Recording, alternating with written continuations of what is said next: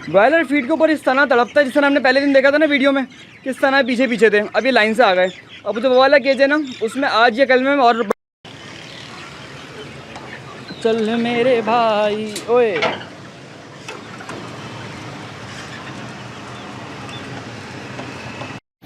अच्छा भाई, बुरादा मैंने ले लिया है और मुझसे हर दफ़ा कोई ना कोई पूछता है कि यार लकड़ी की टाल किसे कहते हैं, ये बुरादा कहाँ से मिलता है। तो भाई ये देखो, ये होता है ये बुरादा, बिल्कुल बारीक पाउडर जैसा, और ये यहाँ से मिलता है।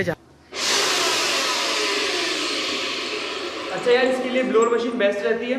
अगर आप लोग भी फ्यूमिगेशन वगैरह करने का सोच रहे हो ना, तो ले लो। एक बड़ी सस्ती सी पड़ती है, मेरे हिसाब से शायद 2-3 हज़ार रुपये की मिल जाएगी आपको। लेकिन ये है कि मट्टी उड़ाने के लिए, जाले वाले उड़ाने के लिए बहुत ईजी। अस्सलामुअलैकुम and welcome back to another episode. आज की दोस्तों उम्मीद करते हैं आप सब लोग खैरियत से होंगे, फिट होंगे और अपनी अपनी ज़िंदगी में मसरूफ़ होंगे। तो यार आज की जो वीडियो है ना, इसमें बेसिकली 2 चीज़ें थी जो हमने डिस्कस करनी थी। सबसे पहली तो ये थी कि हमने वो करना था, क्या कहते हैं इसको, कि हमने आज रैबिट सेल करने हैं बहुत सारे नहीं, तकरीबन 5 पीस रैबिट के सेल करने हैं इंशाल्लाह ताला, अगर कस्टमर टाइम पर आ गए तो। दूसरी चीज़ हमने सेल करनी है कि हमने मिस्री के चूज़े सेल करने हैं और आज 1 क्रेट माल सेल करना है, समझ लें अराउंड 60 से 70 पीस सेल करने हैं। दूसरा काम ये है। और तीसरा काम ये है कि भाई आज जो है ना, वो जो पुरानी वाली जगह जहाँ पे हमने पहले मिस्री चूज़े रखे हुए थे, उस जगह की भी सफाई करनी है। तो आज अच्छा खासा काम है और दिन भी बड़ा लंबा है। तो इंशाल्लाह ताला आज की वीडियो में सिर्फ मेजर छोटे मोटे से काम है। और तीसरी चीज़ जो मैं कहना चाहता था भाई, एक बंदे का कमेंट हमें हर रोज़ मिलता है कमेंट सेक्शन के अंदर कि बटेर के चूज़े अंडों वाला काम करो। तो पता है उसका रीज़न क्या है? करने का तो मुश्किल नहीं है, कहीं पर भी रख के कर सकते हैं, लेकिन उसको ना करने का रीज़न सारा ये है कि बटेर की अगर हमने फार्मिंग करी ना, तो बटेर में इशू क्या आएगा? बटेर में इशू ये आएगा कि गर्मियों में बटेर के अंडे कौन खाएगा। और हमारे पास वैसे ही मिस्री के अंडे हैं, तो फार्मिंग करना मुश्किल नहीं है, लेकिन अंडों को खपत करना थोड़ा सा मुश्किल काम है। तो इसलिए बटेर की एग्स वाली फार्मिंग तो नहीं करनी, लेकिन ये है कि बटेर की दूसरी फार्मिंग हम करते रहेंगे थोड़ी थोड़ी करके। तो चलें आज के काम शुरू करते हैं बगैर देर किए, और आपको कुछ चीज़ें दिखाते हैं क्या क्या काम है करने को। अच्छा जी भाई, माल पकड़ना शुरू, नहीं कि सॉरी, जिनको देने थे ना रैबिट्स, वो तो आ गए हैं। और तो पहले हमने कहा सफाई वफाई करने का सोचा था पहले, पर सफाई से पहले इनको ज़रा दाना डाल देते हैं, ताकि ये भी हम जल्दी जल्दी से जिनको जाने हैं ना उनको देना शुरू करें। और अभी देख रहे हैं ज़्यादा है, अब थोड़े से कम हो जाएंगे ये, पर इंशाल्लाह ताला इजी टू मैनेज होंगे। असल जो मूड था वो इजी टू मैनेज था, कि मैनेज आराम से हो जाएंगे, और जिसे कहते हैं ना कि आराम से काम बन जाए। तो बस जल्दी जल्दी से इनको पकड़ते हैं और उसके बाद आपको बताते हैं क्या अपडेट है। अच्छा जी भाई, कर दिए रैबिट हमने थोड़े से सेल, और अब जो है ना आपको यहाँ पे थोड़े से कम रैबिट दिखेंगे, पर यार सुकून से मेंटेन तो हो सके ना, मैनेज तो हो सकेंगे। कितने हैं ये? तकरीबन समझ लें 3 फीमेल है, 1 मेल है और 1 बच्चा है, तो टोटल 5 रैबिट्स हैं, बस इनफ है। उसके लिए जो घर इनका बनाना है ना, वो इस दफ़ा थोड़े तरीके से बनाएंगे और दोबारा बनाएंगे। और कुछ चीज़ें जो मैंने दोबारा से सोची हैं, आप लोग भी मशवरा देगा कौन सा हाउस ज़्यादा बेहतर रहेगा। मुझे पर्सनली मड हाउस अभी तक अच्छा नहीं लगा, लेकिन क्या पता हम मटके रख के कोई सेटिंग बना सकें। मटके वाली सेटिंग मुझे पर्सनली ज़्यादा अच्छी लग रही है, एक भाई ने मशवरा दिया था। तो आप लोग भी मशवरा देगा क्या किया जाए, किस तरीके से किया जाए, और फिर उसको देना वैसे कर लेंगे। अभी जो आप सिचुएशन देख रहे हो ना यार, वो हैं ही सारे के सारे रैबिट एकदम फ्रेश, हेल्दी और एक्टिव। तो समझ लें बस 5 रह गए। ये बड़ा वाला मेल है और बाकी जो वाइट थी ना, तीनों वो फीमेल है। और ये जो छोटी है ना, ये ब्लैक एंड वाइट, ये भी फीमेल है, पर ये भी छोटी है बहुत ज़्यादा, इसको टाइम लगेगा थोड़ा सा बड़ा होने में। देख रहे हैं है बहुत खूबसूरत ये भी, लेकिन इनको थोड़ा सा टाइम लगेगा। और बाकी जो है ना वो समझ लें ऑलमोस्ट रेडी है। तो खैर चलते हैं अपने मुर्गियों के पास, अपनी रोटी रोज़ी के पास। और रोज़ी से कल किस किस को समझ में आया मुझे बताएगा, मैंने 2-4 कमेंट देखे जो लिंक कर पाए रोज़ी से। तो खैर यार सलाम है आपको, कितना तेज़ दिमाग है आपका। अच्छा, अब जो प्लान है ना यार, वो ये है कि सबसे पहले तो इन भक्कड़ के वैश्यों को खाना डालते हैं, और बहुत ज़्यादा दोनों भूखे हो रहे हैं, पहले इन भूखों को खाना डाल दें, उसके बाद आगे की कुछ बातें करते हैं शुरू।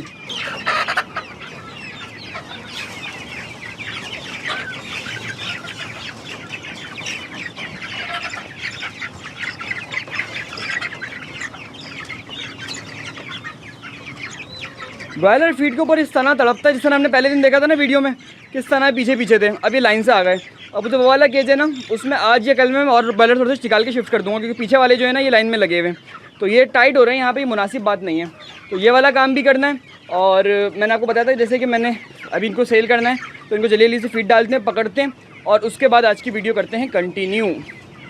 अच्छा जी, जब तक हम फ़ीड डाल रहे हैं और इनको पकड़ना शुरू करते हैं, तब तक आपने मुझे बताना है कि आप लोग कौन से एरिये से हो और किसको वोट डाल रहे हो, क्योंकि कल इलेक्शन है और देखते हैं आप की तरफ से कौन जीतता है, किसका कितना ख़्याल है।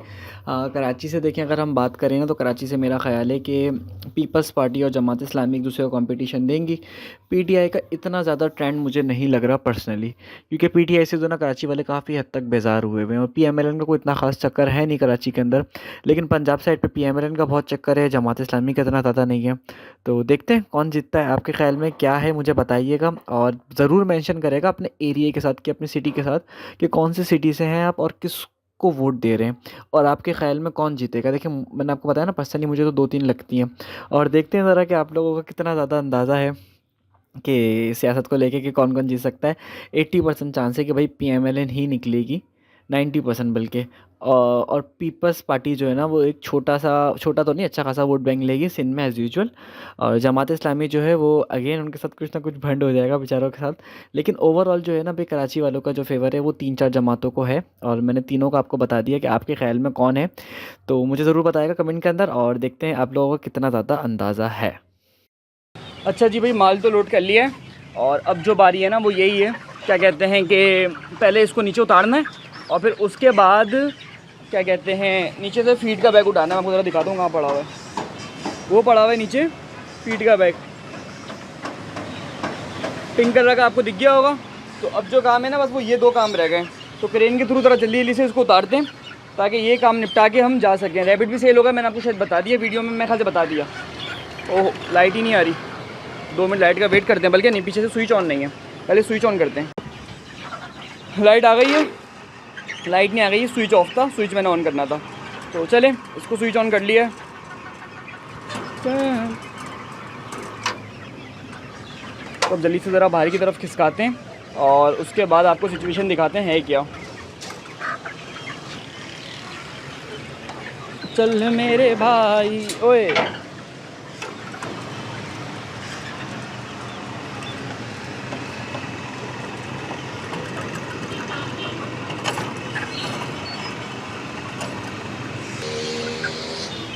अच्छा भाई, क्रेट नीचे उतर गया, फीड का बैग ऊपर ले रहे हैं हम और उसके बाद आपको ज़रा 1-2 चीज़ें दिखाते हैं मज़ेदार थी।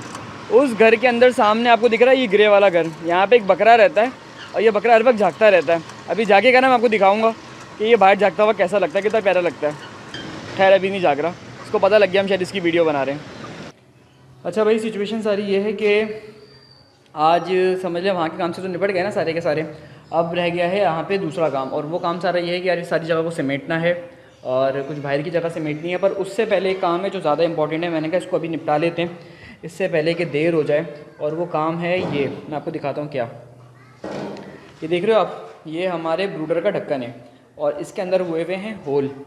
तो इससे जो है ना यार बहुत ज़्यादा धुआं निकलता है और जब चूज़ा बड़ा हो जाता है ना तो उसमें सांस के मसले आते हैं। यानी कि शुरू में तो नहीं आते, पर जब बड़ा हो जाता है तो उसमें सांस के मसले आते हैं। तो इसको रिपेयर करवाने जाना है, पहले मैं इसको रिपेयर करवाने के लिए लेके जाता हूँ। दूसरा काम मैंने कि आपको दिखाऊँ ना धुएँ की वजह से हुआ क्या, सारी की सारी जगह काली भड़क हो गई। अभी तो थोड़ी सी बेहतर लग रही होगी आपको क्योंकि डस्टिंग करी है मैंने, लेकिन ये सारा काम इसकी वजह से ख़राब हो गया। एक चीज़ आपको और दिखाते हैं, इसके साथ साथ मैं आपको दिखाऊँ ना, तो ये जो हमारा ब्रूडर है इसके अंदर भी दोनों 1-2 पाइप है, उसको भी मैंने रिपेयरिंग करानी है और उसके साथ साथ मैंने बुरादा भी उठाना है। तो ये सारे काम आज पहले निपटा लेते हैं क्योंकि कल है इलेक्शन, कल नहीं है सॉरी, आज क्या तारीख है, आज 7 है मेरे हिसाब से, इलेक्शन 6 है सॉरी, तो इलेक्शन कल है, कल नहीं परसों है। तो उससे पहले मैं सारा सामान उठा लेता हूँ। ये है कि भले सफाई तो हम एक दिन बाद भी कर सकते हैं, फ्यूमिगेशन करनी है वो भी कर दें, चूज़ा अगर लेट हो तो वो भी संभाल लें, लेकिन जो इंपॉर्टेंट चीज़ है ना खरीदने वाली वो निपटा के एक तरफ रख लेते हैं आज अपने पास, ठीक है। तो चलिए ये वाला काम शुरू करते हैं और उसके बाद आपको बताते हैं क्या सिचुएशन है। अच्छा भाई, बुरादा मैंने ले लिया है और मुझसे हर दफ़ा कोई ना कोई पूछता है कि यार लकड़ी की टाल किसे कहते हैं, ये बुरादा कहाँ से मिलता है। तो भाई ये देखो, ये होता है ये बुरादा, बिल्कुल बारीक पाउडर जैसा, और ये यहाँ से मिलता है जहाँ पे इस तरह की लकड़ियाँ कटती हैं। मैंने कहा आपको दिखा दूँ, जो फुल साइज़ लकड़ी होती है ना, इस तरह के जो पूरे पूरे दरख्त होते हैं, तो ये कटते हैं आरे पे जाके और उस शेप के अंदर आ जाते हैं। तो इन जगहों से आपको ये टाल में लकड़ी का बैग मिल जाता है, आराम से बुरादा मिल जाता है। और मैं अगर आपको बताऊँ तो उसकी कॉस्ट क्या पड़ती है, तकरीबन 200-250 रुपये का ये सिंगल बैग पड़ता है। यहाँ पे लाइन से अच्छी खासी टालें तो हमें तो आराम से मिल जाता है एफसी एरिया के अंदर। उसके अलावा कोई किसी और कराची के किसी और एरिया में तो उसका मुझे नहीं अंदाज़ा, लेकिन ये ज़रूर है कि इसकी जो क्या कहते हैं लोकल लैंग्वेज में हम लोग इसको टाल ही बोलते हैं। आरा मशीन लगी हुई होती है, ये इस फॉर्म के अंदर जो लकड़ी होती है उसको ये काट के इस फॉर्म में ले आते हैं, ठीक है। और फिर उसके बाद जो उसका बुरादा बचता है वो हम उठा लेते हैं। तो 250 रुपये का बैग मिलता है मुझे, आपकी तरफ मुझे नहीं अंदाज़ा क्या रेट है, पर मैंने कहा आपको टाल का कॉन्टेक्स्ट दे दूँ कि टाल होती क्या है। और पंजाब साइड पे शायद कुछ और कहते हैं, लेकिन हमारी यहाँ इसको टाल कहते हैं, और खैबर पख्तूनख्वा साइड पे ऐसे बातें कुछ और कहते होंगे, लेकिन बस एक आइडिया हो गया होगा आपको किस तरह की लकड़ियाँ कटती है। तो मैं खैर आपको दिखाता हूँ, आगे से भी कितनी सारी हैं जो इस तरह की लकड़ी काटती हैं। अच्छा जी, एक दूसरी टाल है इसके साथ ही, और इसके साथ एक तीसरी टाल एक और है, वो लेफ़्ट के ऊपर है, पर वहाँ पे पुलिस वाले खड़े हुए हैं, वो बाद में तंग ना करेंगे यार वीडियो डिलीट करो, क्या चीज़ रिकॉर्ड करिए, तो वो मसला बन जाएगा। तो मैंने कहा आपको बस हल्का सा ओवरव्यू दे दूँ कि वो टाल जहाँ से मैंने बाई किया है, और ये टाल इसके साथ है, और इसके साथ एक और टाल भी है, पर उसकी वीडियो फ़िलहाल रिकॉर्ड नहीं कर रहा। रीज़न मैंने आपको बता दिया कि पुलिस वालों की गाड़ी खड़ी हुई है। तो चलें चलते हैं। अच्छा जी, बुरादे वाला काम भी हो गया है, और वो मैंने सामान भी दे दिया है। थोड़ा बहुत सामान और है रिपेयर करवाने वाला, वो आज लेके जाऊँ, यानी कि अब कल लेके जाऊँगा। और यहाँ पे जितना भी कचरा पड़ा हुआ था ना, बड़े बड़े पिंजरे वगैरह थे, सामान था, वो सब भी निकाल दिया है। अब यहाँ पे एक काम रह गया है कि ये जो दीवारों में जाले लगे हुए हैं ना, आपको दिखाता हूँ ज़रा। हाँ, ये देख रहे हैं, ये जो जाले लगे हुए हैं ना, इनकी सफाई करनी है मैंने। तो ब्लोर से कर दूँगा, तो ब्लोर से मुझे भी ईजी रहेगा और समेटना भी आसान रहेगा। बाकी हल्की फुल्की सी झाड़ू लगा के फिर कल वॉशिंग यहाँ पे करनी है। और उसके साथ साथ जो बटेर वगैरह हैं उनको भी शिफ्ट कर दूँगा आज की तारीख़ में, ताकि जब वॉशिंग करूँ तो फिर इनको भी कोई मसला ना हो। तो चलें जल्दी जल्दी से ये वाला काम भी निपटाते हैं, और आज का ये आखिरी काम है, उसके बाद इस ब्लॉग को कर देंगे एंड, ठीक है। तो चलें जल्दी जल्दी से पकड़ते हैं। अच्छा यार, इसके लिए ब्लोअर मशीन बेस्ट रहती है। अगर आप लोग भी फ्यूमिगेशन वगैरह करने का सोच रहे हो ना, तो ले लो, एक बड़ी सस्ती सी पड़ती है, मेरे हिसाब से शायद 2-3 हज़ार रुपये की मिल जाएगी आपको। लेकिन ये है कि मट्टी उड़ाने के लिए, जाले वाले उड़ाने के लिए बहुत ईजी रहता है। ये देखो,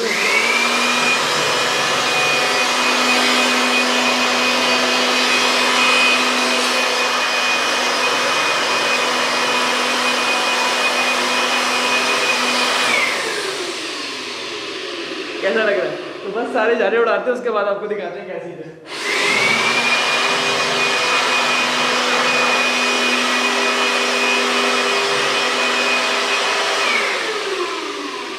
अच्छा जी, एक मिस्टेक हो गई थी, वो वीडियो के अंदर ये थी कि मैंने आपको कहा कि ये 2-3 हज़ार रुपये का मिल जाता, तो ऐसा नहीं है भाई, थोड़ी सी महंगी मिलती है ये, और शायद 4-5 हज़ार रुपये की मिल जाएगी अगर नहीं लेंगे आप तो, इसी के आसपास इसके रेट्स हैं, ठीक है।